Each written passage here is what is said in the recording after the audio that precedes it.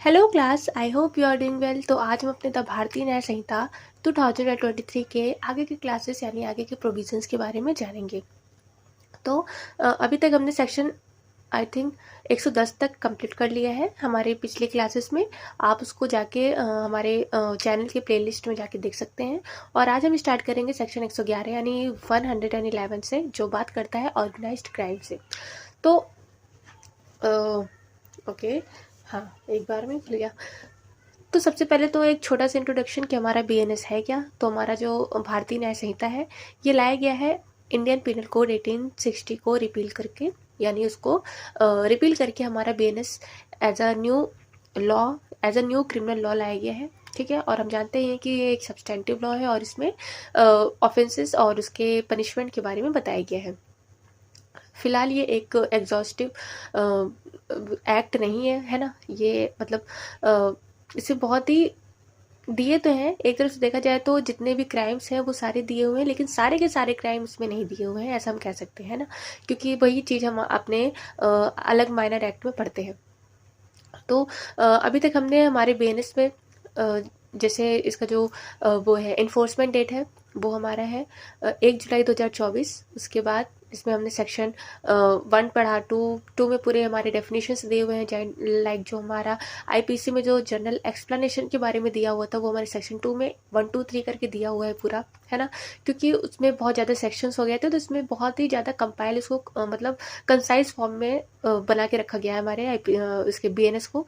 इसीलिए ये सेक्शन यानी आईपीसी का सेक्शन 511 और हमारा बीएनएस का सेक्शन 358 मतलब कम तो हुआ ही है। तो उसका रीज़न यही है, एक रीज़न तो यही है। ठीक है,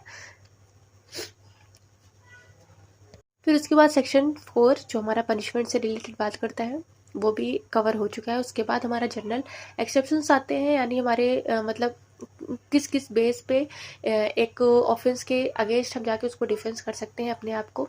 उसमें कई एक्सेप्शंस हैं, उस सबको पढ़ चुका है। लाइक माइनर हो गया, यानी मतलब चाइल्ड से रिलेटेड हो गया, अनसाउंड माइंड हो गया, या नेसेसिटी हो गई, मेडिकल नेग्लिजेंस हो गया, या कंसेंट बेस पे हो गया। उसके बाद हमारा राइट टू प्राइवेट डिफेंस आ जाता है। तो ये सब होता है हमारा जिसमें मतलब जिस बेस पे हम अपना डिफेंस ले सकते हैं किसी भी ऑफेंस के अगेंस्ट। ठीक है, तो उसके बाद फिर आ जाते हैं हम अबेटमेंट में। हमने अबेटमेंट क्या है, कौन सा ऑफेंस है, अबेटर, प्रिंसिपल ऑफेंडर क्या होते हैं, और इसमें क्या क्या पनिशमेंट्स हैं।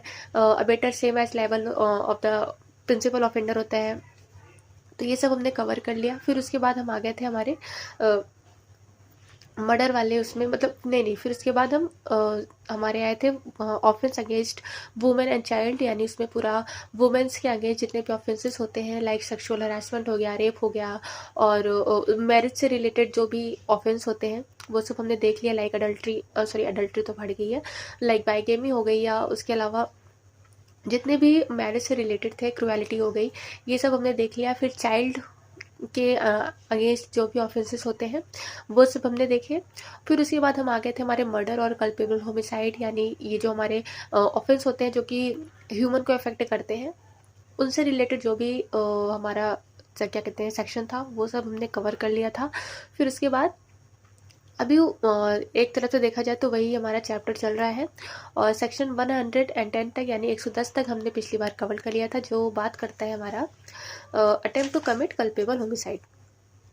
ठीक है, अब इसके पहले जितना भी था, अटेम्प्ट टू मर्डर था, कल्पेबल होमिसाइड था, या ट्रांसफर ऑफ मैलिस था, उसके बाद अबेटमेंट ऑफ सुसाइड था, है ना। तो इन सब से जितने भी सेक्शंस है उसको हमने बहुत ही कंसाइज फॉर्म में और बहुत ही ईजी फॉर्म में उसको कवर कर लिया है।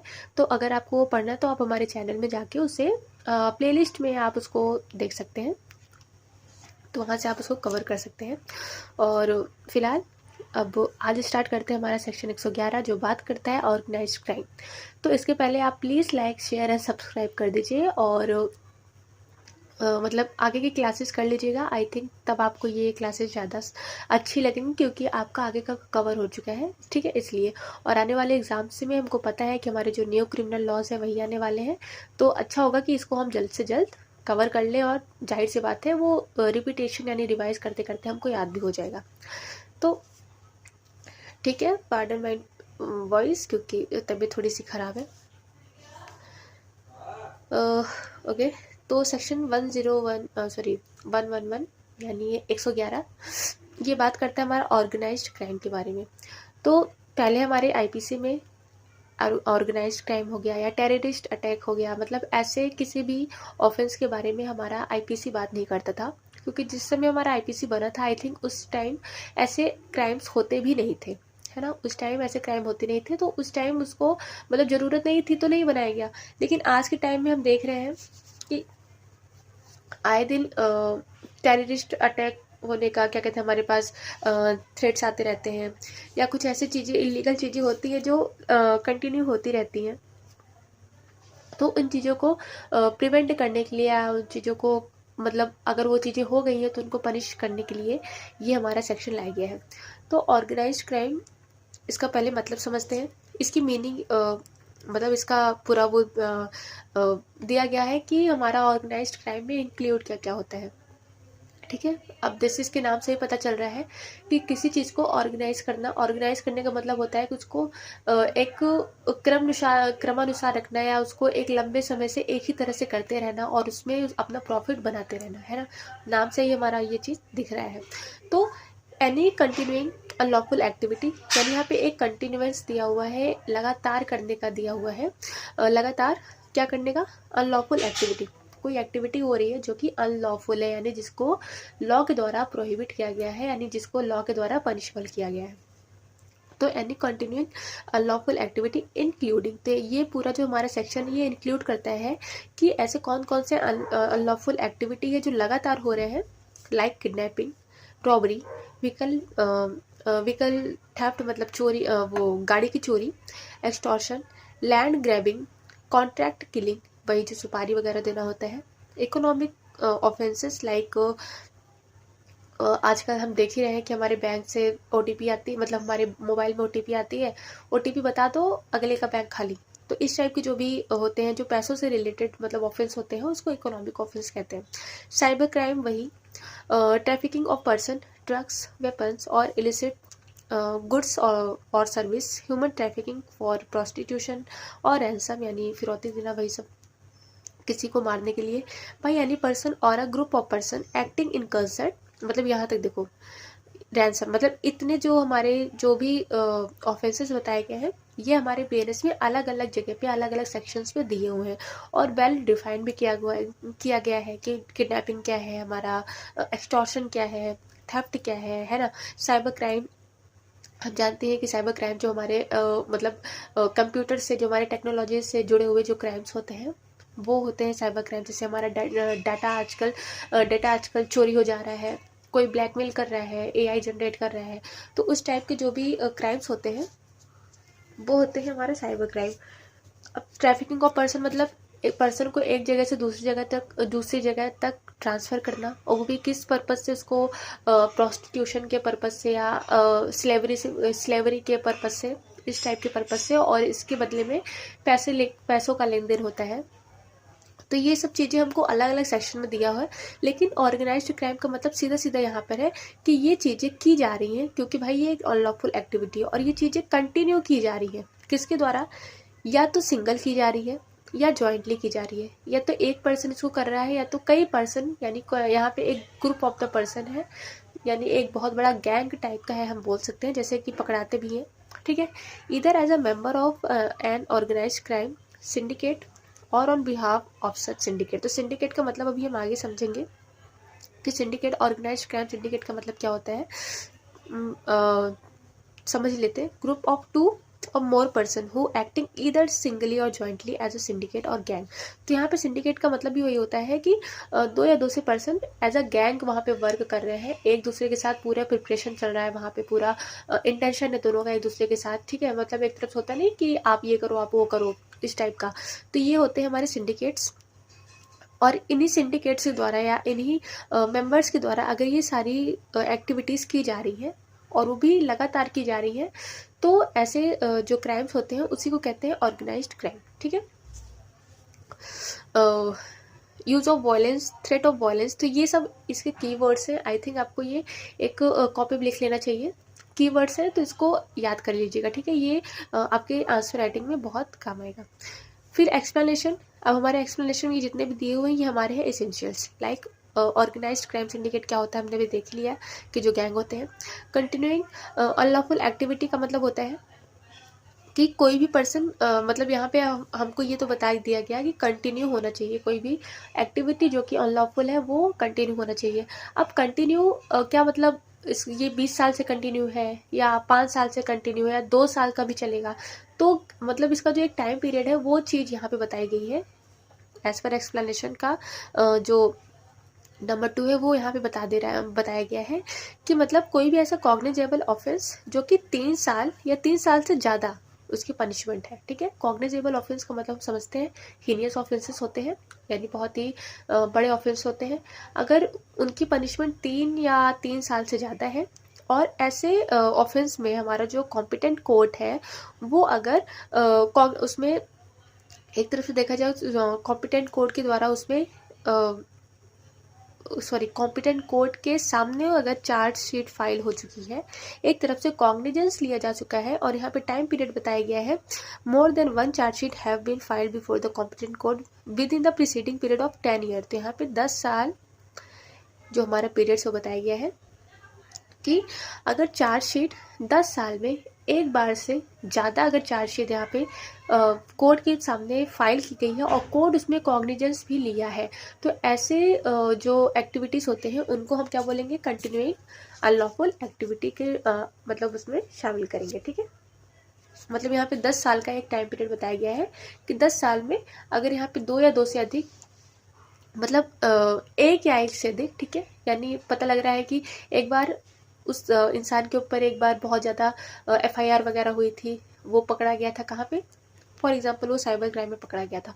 अब साइबर क्राइम में पकड़ा गया था, वो चार्जशीट फाइल हुई, यानी इन्वेस्टिगेशन वगैरह हुई, चार्जशीट फाइल हुई, उसमें कोर्ट ने कॉग्निजेंस ले लिया। ठीक है, मान लो वो ट्रायल चल भी रहा है या ट्रायल ख़त्म भी हो गया है, फिर उसके बाद उसने 5-6 साल बाद फिर से ये क्राइम साइबर क्राइम में अगर वो पकड़ा गया, तो ऐसी चीज़ें ही ऑर्गेनाइज्ड क्राइम का मतलब ऐसी चीज़ें उसको ऑर्गेनाइज्ड क्राइम का मेंबर बनाती हैं। ठीक है, तो ये हो गया हमारा 2।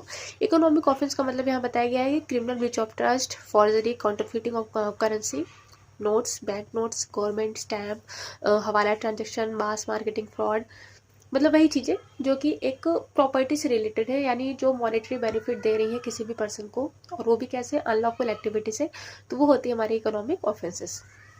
अब हमारा सबसेक्शन नंबर 2 यहाँ पे पनिशमेंट के बारे में बात करता है कि कोई भी जितना भी ये चीज़ें यहाँ पे दी हुई हैं जो भी ऑर्गेनाइज्ड क्राइम है, अगर कोई भी पर्सन ऑर्गेनाइज्ड क्राइम करते हुए पकड़ा गया, तो उस अगर मतलब ऐसे भाई चलो ठीक है वो ऑर्गेनाइज्ड क्राइम कर रहा है, ठीक है, तो वहाँ पे 2 चीज़ें एज अ रिजल्ट आ सकती हैं। एक चीज़ आ सकती है कि मान लो उसने ऐसा कोई क्राइम किया जिसमें अगले पर्सन की डेथ हो गई, यानी जिसके साथ ये क्राइम किया जा रहा है, जो विक्टिम है उसकी डेथ हो गई, तो ऐसी कंडीशन में उसको डेथ पेनल्टी तक दी जा सकती है या लाइफ इम्प्रिजनमेंट दिया जाएगा। ठीक है, मतलब भाई ज़्यादा से ज़्यादा तो वो मरेगा ही, उसको फांसी की सजा ही होगी, लेकिन लाइफ इम्प्रिजनमेंट उसको दिया ही जाएगा ऐसी कंडीशन में जहाँ अगले पर्सन की डेथ हो जा रही है। और यहाँ पे फाइन 10 लाख रुपए तक की अमाउंट यहाँ पे किया जाएगा। ठीक है, फाइन के रूप में। भी यहाँ पे बात करता है एनी अदर केस, यानी जहाँ पे उस पर्सन की डेथ नहीं कॉज हो रही है बट उसको इंजरी हो रही है, उसको लॉस हो रहा है किसी भी प्रकार का, या तो उसको किसी प्रॉपर्टी का लॉस हो रहा है, या मान लो उसके बॉडी में ही किसी चीज़ का लॉस हो जा रहा है, हाथ टूट जा रहा है, पैर टूट जा रहा है, इस टाइप का, बट वो वहाँ पे उसकी डेथ नहीं हो रही है, तो ऐसी कंडीशन में उसे 5 साल से लेके लाइफ इम्प्रिजनमेंट तक की सज़ा मिल सकती है और साथ में उसको 5 लाख तक का क्या दिया जा सकता है, फाइन देना पड़ेगा। ठीक है, यहाँ पे एक बात जो इम्पोर्टेंट है वो है एंड, यानी यहाँ पे और कहीं नहीं लिखा हुआ है, यानी हमारे जो सेक्शन 111, 112, 113, ये तीनों ही सेक्शन पहली बात तो बहुत ज़्यादा इंपॉर्टेंट है और इसमें जितने भी फाइन्स हैं वो ज़रूर से ज़रूर दिए जाएंगे। मतलब ऐसा नहीं है कि आप इम्प्रिजनमेंट दे रहे हो तो फाइन मत दो, या और देखते हैं ना कि हम कहीं ना कहीं पनिशमेंट में लिखा होता है या तो 3 महीने की पनिशमेंट होगी और फाइन होगा, तो यहाँ पे और नहीं लिखा है, यहाँ पे एंड लिखा है। मतलब आपको पनिशमेंट तो होगी ही, लेकिन साथ में आपको फाइन भी देना पड़ सकता है। ठीक है, फाइन भी देना पड़ेगा। अब सबसेक्शन नंबर 3 में आते हैं, तो ये बात करता है whoever abets, attempt, conspire और knowingly facilitate the commission of an organised crime. तो यहाँ पे अबेटमेंट की बात की जा रही है, अटेम्प्ट की बात की जा रही है, कॉन्स्पायर मतलब षड्यंत्र की बात की जा रही है।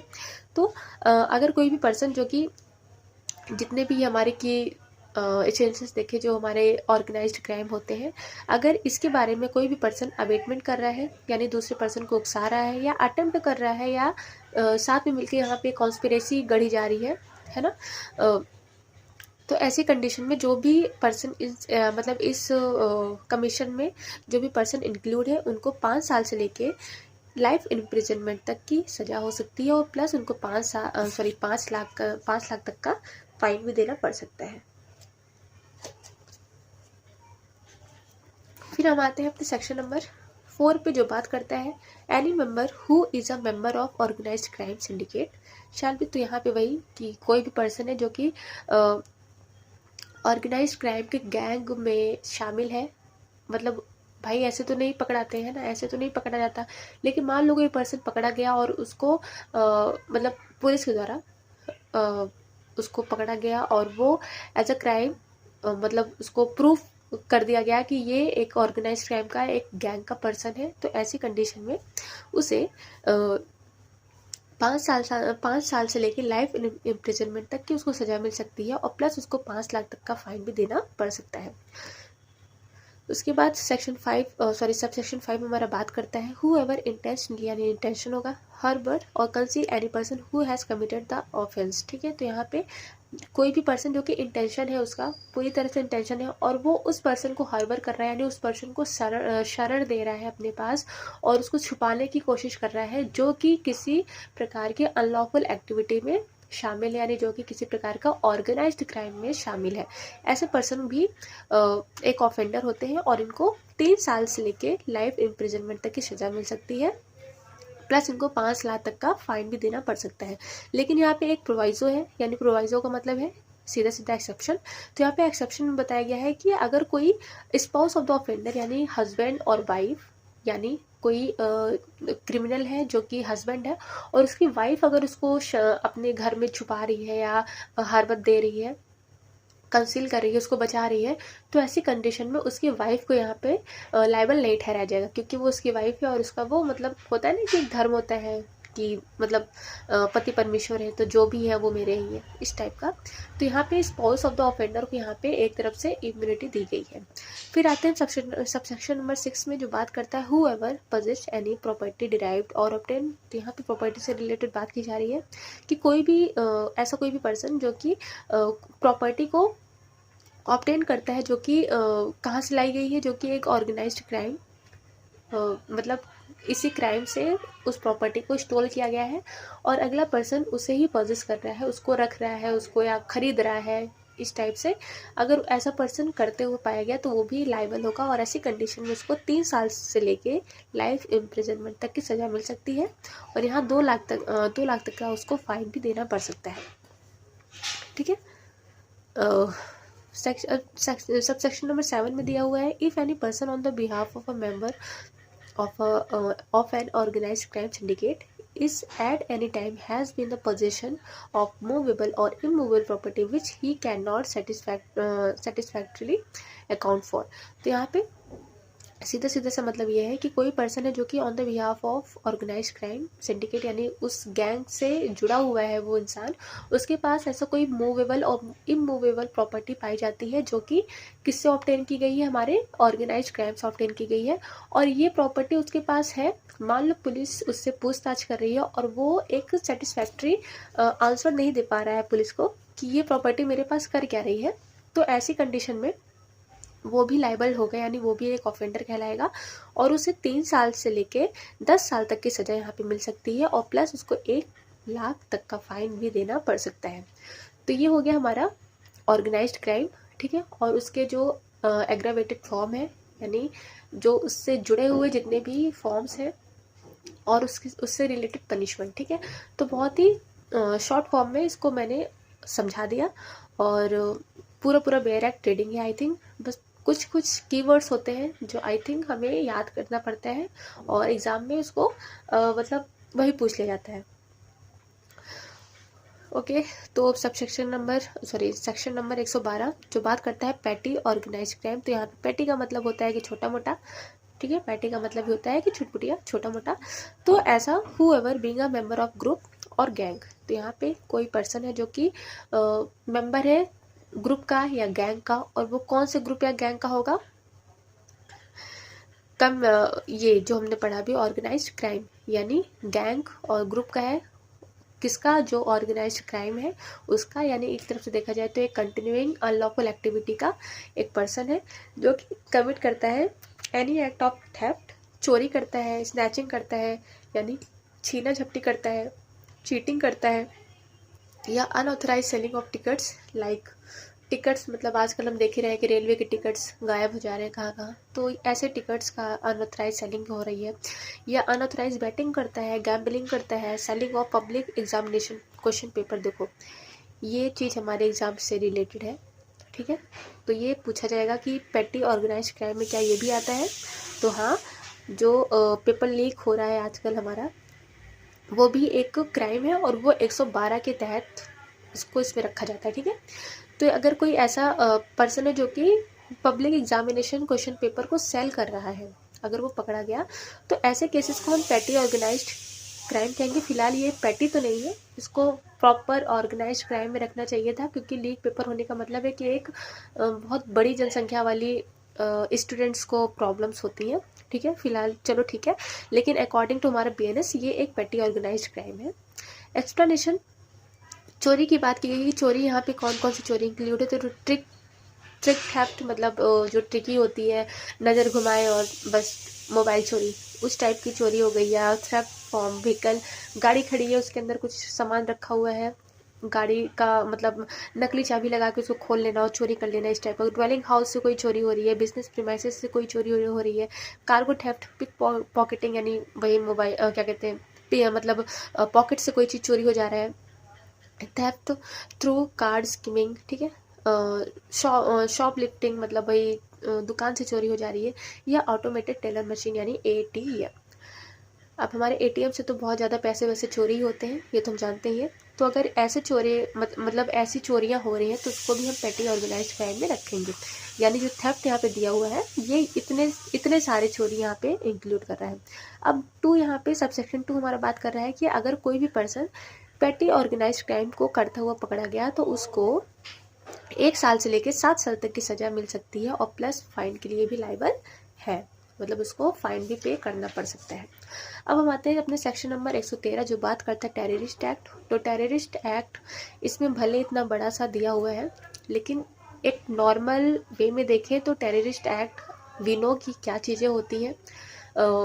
मतलब हमारे जो कंट्री है उसकी यूनिटी को, उसकी सॉवर्टी को, मतलब उसके संप्रभुता को, अखंडता को, उसकी सिक्योरिटी को, इकोनॉमिक लॉस करना, और एक तरफ से पब्लिक को थ्रेट करना, गवर्नमेंट को थ्रेट करना, ठीक है, ये सब टेररिस्ट अटैक के अंदर ही आता है। लाइक मान लो कोई जैसे हम मूवीज़ में भी देखते हैं 26/11 मूवी हो गई, ठीक है, और बहुत सारी मूवीज़ हैं जो आए दिन हमारे सामने आती ही रहती हैं, जिसमें पता लगता है कि एक मतलब हमारे जो ऑफिसर्स हैं उन्होंने एक पर्सन को पकड़ा है जो कि एक टेररिस्ट मतलब उससे ग्रुप से जुड़ा हुआ है। तो पता लग रहा है अगले 4-5 लोग आके हाईजैक कर ले रहे हैं हमारा मतलब क्या कहते हैं उसे, एरोप्लेन हाईजैक कर ले रहे हैं, या उनका कोई प्लान बन रहा है कि आप इसको छोड़ो नहीं तो फिर मतलब बम दगा देंगे, या इस टाइप के। तो टेररिस्ट एक्ट इससे हट के भी बहुत सारी चीज़ें हो सकती हैं, लेकिन फ़िलहाल हमारे BNS में ये, हमारे IPC में ये चीज़ नहीं दी हुई थी, तो हमारे BNS में ये चीज़ दे दी हुई है। और जाहिर सी बात है अगर टेररिस्ट एक्ट के बारे में दिया हुआ है तो उसका पनिशमेंट यहाँ पे सबसे ज़्यादा इम्पॉर्टेंट हो जाता है, क्योंकि पहले जब होता था तो टेररिस्ट एक्ट का एक स्पेसिफिक पनिशमेंट नहीं होता था, तो वहाँ पे मतलब बहुत ज़्यादा वो होता है ना कि एम्बिगुअस होता है कि क्या दें क्या ना दें। तो उस प्रकार से अगर देखा जाए तो अब ये ज़्यादा सुटेबल हो गया है। तो टेररिस्ट एक्ट का मतलब वही होता है कि इंटेंट टू थ्रेटन, यहाँ पे डराने धमकाने का इंटेंशन है। किसको? हमारे जो इंडिया है, या तो इंडिया को या फॉरेन, किसी भी फॉरेन कंट्री को, यूनिटी, इंटीग्रिटी यानी एकता को, अखंडता को, उसके संप्रभुता को, उसकी सिक्योरिटी यानी उसकी सुरक्षा को, इकोनॉमिक सिक्योरिटी को। अगर कोई चीज़ डरा रहा है, कोई भी पर्सन डरा रहा है या कोई भी पर्सन धमका रहा है कि तहस नहस कर देंगे, एक खौफ का माहौल यहाँ पे पैदा किया जा रहा है, लाइक स्ट्राइक टेरर। तो ऐसे ही जो कंडीशंस होते हैं वो एक टेररिस्ट एक्ट के अंदर आते हैं, ठीक है। By the means of using bomb, dynamite, other explosive like मतलब बॉम्ब कहीं पे ब्लास्ट हो जा रहा है ना, कहीं गाड़ी पे बॉम्ब लगा दिया जा रहा है, या किसी प्रकार का यहाँ पे न्यूक्लियर यूज़ किया जा रहा है, रेडियो एक्टिव यूज़ किया जा रहा है। मतलब इस तरह से जो भी पॉइजनस चीज़ें होती हैं, एक्सप्लोजिव सब्सटेंस होती हैं, उनका यूज़ किया जा रहा है। और इस यूज़ के चक्कर में ये चीज़ें हो रही हैं, यानी पहला या तो किसी पर्सन की या तो अ ग्रुप ऑफ पर्सन्स की यहाँ पे डेथ हो रही है, लॉस हो रहा है, यहाँ पे डिस्ट्रक्शन हो रहा है प्रॉपर्टी का, जो भी सॉरी जो भी पब्लिक प्रॉपर्टी है। सी यहाँ पे डिस्ट्रप्शन हो रहा है यानी सप्लाईज। अब भाई हमारा कंट्री है नहीं, मतलब नॉट इंडिया, लेकिन अदर कंट्रीज़ को भी देखें तो जो फॉरेन कंट्रीज़ होते हैं, जो इंडिया होती हैं, उनके बीच में सप्लाईज होते रहते हैं हमेशा, ठीक है। एक्सपोर्ट इंपोर्ट हमेशा ही होता रहता है। अब कोई यहाँ पे धमकी दे रहा है या किसी भी प्रकार के एक्टिविटी से अगर कोई भी सप्लाई रुक जा रही है, तो हम जानते हैं कि भाई हमारा इकोनॉमी पूरा हिल सकता है ना, हमारी पूरी सिक्योरिटी हिल सकती है, हमारे इंडिया की या अदर फॉरेन कंट्रीज़ की। तो अगर इस टाइप की सप्लाईज भी रोके जा रहे हैं तो वो भी हमारा टेररिस्ट एक्ट में आता है। 4 यहाँ पे बात करता है damage of the monetary stability of India. किसी भी प्रकार का जो मॉनेटरी स्टेबल हमारा इंडिया है, इकोनॉमिक को यहाँ पे हार्म पहुँचाया जा रहा है, ठीक है। मतलब फिरौती ली जा रही है कि आपका मतलब मान लो कोई भी मिनिस्टर है, उनको किडनैप करके बोला जा रहा है कि हमें 200 करोड़ तो नहीं तो फिर मिनिस्टर को मार देंगे। तो भाई 200 करोड़ तो हमारा मॉनेटरी लॉस है, और मिनिस्टर हमारा क्या है, वो एक पर्सन है जो कि हमारे लिए बहुत ज़्यादा कीमती है ना। तो वो चीज़ें जो भी हैं वो भी इसमें शामिल होंगी। Be overawe by means of criminal force. तो यहाँ पे क्रिमिनल फोर्स भी एक तरफ से दिखाया जाता है, हम जानते ही हैं। पब्लिक फंक्शनरी, लाइक हमने बताया कि जो भी ऑफिशियल जो ऑफिसर्स होते हैं, ऑफिशियल गैजेट की जो सेंट्रल गवर्नमेंट और मतलब सेंट्रल गवर्नमेंट से जो भी रिलेटेड जो भी फंक्शंस होते हैं, वो ऑफिशियल फंक्शनरीज में आते हैं। अब सी यहाँ पे डिटेन, किडनैप्स, अबडक्ट, तो वही चीज़ें, कोई पर्सन है, ठीक है, एनी पर्सन, या तो वो मतलब एनी पर्सन। अब भाई वो पर्सन कोई भी हो सकता है, वो स्टेट गवर्नमेंट या सेंट्रल गवर्नमेंट से रिलेटेड भी पर्सन हो सकते हैं, कोई स्पेशल पर्सन हो सकते हैं, या कोई इंडिविजुअल हो सकता है। अगर वो उसे डिटेन किया जा रहा है, किडनैप किया जा रहा है, अबडक्ट किया जा रहा है, यानी डिटेन किया जा रहा है, किडनैप किया जा रहा है, अबडक्ट किया जा रहा है, और उसको मारने की धमकी दी जा रही है, और हमारे सेंट्रल गवर्नमेंट या हमारे स्टेट गवर्नमेंट को या हमारे किसी फॉरेन कंट्री को, या यहाँ पे जो इंटर गवर्नमेंटल ऑर्गेनाइजेशंस होते हैं, उनको किसी प्रकार का कंपेल किया जा रहा है कि आप ये करो नहीं तो उनको मार देंगे, है ना। ऐसे जो चीज़ें एक तरफ से है, तो ये भी हमारा टेररिस्ट अटैक में आता है। तो एक तरफ से जितने भी एसेंशियल्स है, ये हमारे टेररिस्ट अटैक का ही क्राइम है। अब भी यहाँ पे बात करता है कि मान लो कोई भी टेररिस्ट अटैक करते हुए पर्सन क्या कहते हैं यहाँ पे, मान लो उसको अरेस्ट किया गया है, पकड़ा गया, तो अगर ऐसी कंडीशन में अगर वो एक ऐसा ऑफेंडर है जिसकी वजह से किसी की डेथ हुई है, मतलब उसने ये सारे काम किए, ये सारे कांड किए, ठीक है, ऑफेंस किया, जिसके चलते किसी पर्सन की डेथ हुई या मास ऑफ द पर्सन्स की डेथ हुई, लाइक बॉम्ब ब्लास्ट हो गया, बहुत ज़्यादा वहाँ पे डिस्ट्रक्शन हो गया, प्रॉपर्टी लॉस हो गई, बहुत ज़्यादा लोग मरे हुए हैं, तो ऐसी कंडीशन में उसको डेथ पेनल्टी तक दी जा सकती है, सॉरी, और वहाँ पे उसको लाइफ इम्प्रिजनमेंट भी दिया जाएगा, और प्लस फाइन तो लगेगा ही, ठीक है। यहाँ पे फाइन का कोई अमाउंट यहाँ पे नहीं दिया हुआ है, तो ये कोर्ट के डिस्क्रिप्शन पे है कि वो कितना फाइन यहाँ पे इम्पोज करते हैं, ठीक है। बी यहाँ पे दिया हुआ है एनी अदर मीन्स, तो मतलब एनी अदर केस, तो एनी अदर केस में उसको 5 साल से लेके लाइफ इम्प्रिजनमेंट तक की सज़ा मिल सकती है, और प्लस फाइन देना पड़ सकता है। अब आते हैं सबसेक्शन नंबर 3 पे, जो बात करता है conspire, attempt to commit, advocates, abet, advice. तो एज इट इज़, जैसे हमने अभी हमारा ऑर्गेनाइज क्राइम पढ़ा, वही चीज़ें यहाँ पर भी हैं कि कोई भी पर्सन जो कि कंस्पायर कर रहा है, यानी षड्यंत्र रच रहा है, या उसको टेररिस्ट अटैक करने के लिए यहाँ पे उसको अटेम्प्ट कर रहा है, या एडवोकेट्स कर रहा है, मतलब उसको सुझाव दे रहा है एक तरफ से, है ना, और अबेट कर रहा है, एडवाइस दे रहा है, इंसाइट दे रहा है, या तो डायरेक्टली या तो नोइंगली फैसिलिटेट द कमीशन, या तो डायरेक्टली या तो जानबूझ के यहाँ पे उस कमीशन को फैसिलिटेट कर रहा है, ठीक है। तो ऐसी कंडीशन में वो भी लायबल होगा इस ऑफेंस के लिए, और उसे 5 साल से लेके लाइफ इम्प्रिजनमेंट तक की सज़ा मिल सकती है, प्लस उसको फाइन भी देना पड़ सकता है। अब सब सेक्शन नंबर 4 बात करता है हु एवर ऑर्गेनाइज और cause this to be organised any camp for imparting training in terrorist attack. Like हम बहुत सारी मूवीज़ में देखते हैं कि जो टेररिज्म का होता है, मतलब जो एक ग्रुप होता है टेररिस्ट एक्ट का, तो वहाँ पे मतलब लाइक जो यंग एज के जो बच्चे होते हैं, 18 साल के, 16 साल के, इन बच्चों को वहाँ पे सिखाया जाता है, इन बच्चों का वहाँ पे ब्रेन वॉश किया जाता है कि आप ऐसा ऐसा करो, ठीक है। तो हम जानते ही हैं, तो अगर इस टाइप के भी यहाँ पे कोई भी कमीशन हो रहा है तो वो भी एक टेररिस्ट अटैक के अंदर ही आता है, और इस ऑफेंस के लिए उसको 5 साल से मतलब मिनिमम 5 साल तक की सज़ा मिल सकती है, और मैक्सिमम उसको लाइफ इम्प्रिजनमेंट तक हो सकता है, और प्लस उसको फाइन भी देना पड़ सकता है। अब सब सेक्शन नंबर 5 यहाँ पे बात करता है कि कोई भी मेंबर है जो कि ऐसे टेररिस्ट एक्ट में इन्वॉल्व है, यानी पाया गया है, तो उसको यहाँ पे लाइफ इम्प्रिजनमेंट तक की सज़ा मिल सकती है, और प्लस फाइन। तो यहाँ पे किसी भी प्रकार का हम देख सकते हैं कि मतलब यहाँ पे कोई भी वो नहीं हो रहा है, एक्ट नहीं हो रहा है, बस एज अ मेंबर वो यहाँ पे पकड़ा गया है कि किसी मेंबर को पुलिस वालों ने उसको अरेस्ट किया, और उसके छानबीन से पता चला कि ये एक टेररिस्ट अटैक ग्रुप से जुड़ा हुआ है, बस इतना ही काफ़ी है, और उसको यहाँ पे इम्प्रिजनमेंट फॉर लाइफ ऑफ मतलब पनिशमेंट दी जा सकती है, ठीक है। बाकी बहुत सारे फैक्टर्स होते हैं, वो तो हम जानते ही हैं।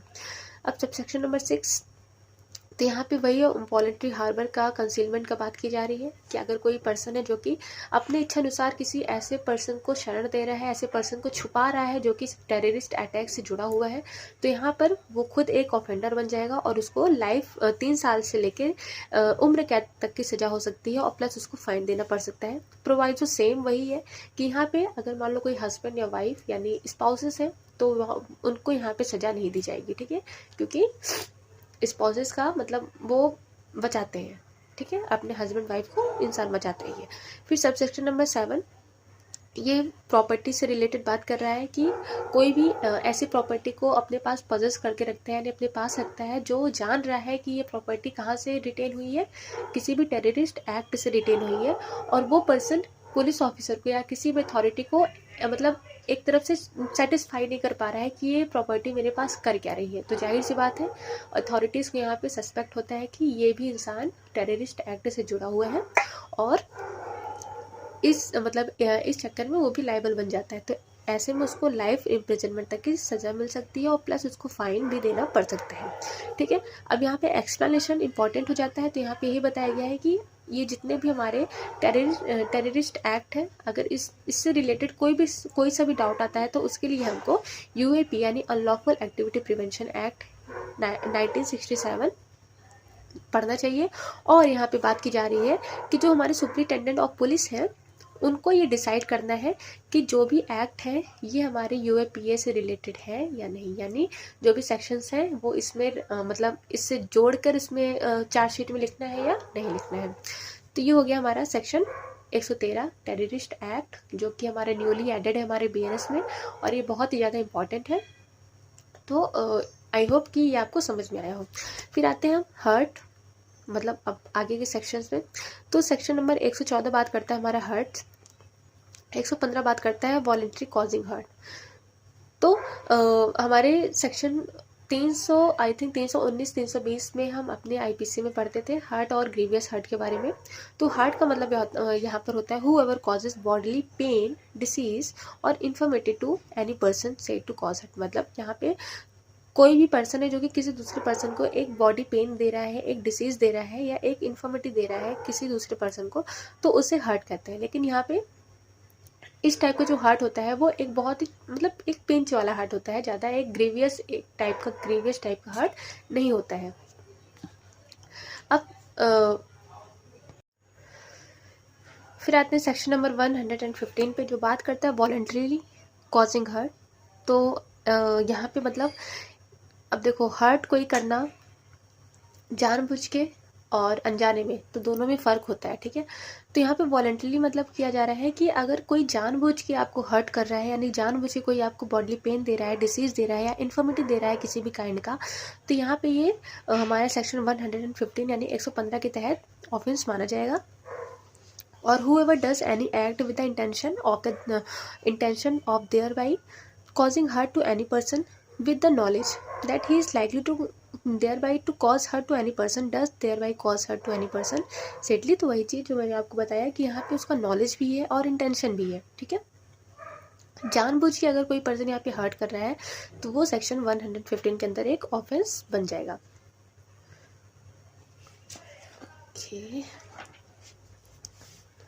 सबसेक्शन 2 इसका हमारा बात करता है पनिशमेंट से रिलेटेड। तो अगर कोई भी पर्सन है जो कि वॉलंटरी कॉजिंग हर्ट करते हुए यहाँ पे पाया गया है, वो उसको 1 साल तक की सज़ा मिल सकती है और फाइन विच में एक्सटेंड टू 10,000 रुपीज़। तो यहाँ पे और दिया हुआ है, तो और का मतलब है या तो उसको 1 साल तक की सज़ा मिल सकती है, या तो इसको 10,000 तक का फाइन मतलब देना पड़ेगा, या तो उसको 1 साल तक की सज़ा और 10,000 दोनों ही देने पड़ेंगे।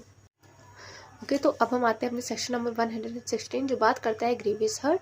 तो अब ग्रीवियस हर्ट आई थिंक मुझे अगले क्लास में लेना चाहिए, क्योंकि तबीयत भी थोड़ा ठीक नहीं है, तो आई होप कि उतने अच्छे से इसको नहीं समझा पाएंगे। तो आज हमारा सेक्शन 111, 112, 113 और 114, 15, ठीक है। बहुत ही छोटा सेक्शन हमने आज कवर किया, लेकिन बहुत ही इम्पॉर्टेंट सेक्शन कवर किया, जो कि हमारे आने वाले एग्ज़ाम्स के लिए बहुत ही ज़्यादा इम्पॉर्टेंट रहने वाला है। तो आई होप कि मेरी क्लास आपको अच्छी लगी हो। तो प्लीज़ लाइक, शेयर, सब्सक्राइब, क्योंकि लाइक करने से और शेयर करने से ही चीज़ें आगे बढ़ती हैं और मुझे मोटिवेशन मिलता है, ठीक है। मतलब इतने तबीयत ख़राब होने के बावजूद वीडियो बनाने का मोटिवेशन यहीं से मिलता है। तो thank you for liking my videos. और कमेंट आपके लिए हमेशा ओपन है सजेशन देने के लिए, या कुछ नहीं समझ में आया या कुछ मैंने ही गलत बोल दिया हो तो उसके लिए आप हमेशा कमेंट कर सकते हैं। और well prepare for your examination, और एग्ज़ाम्स आ रहे हैं। आई होप कि आप बहुत अच्छे से तैयारी कर रहे हैं, और be prepare for your examination. Thank you.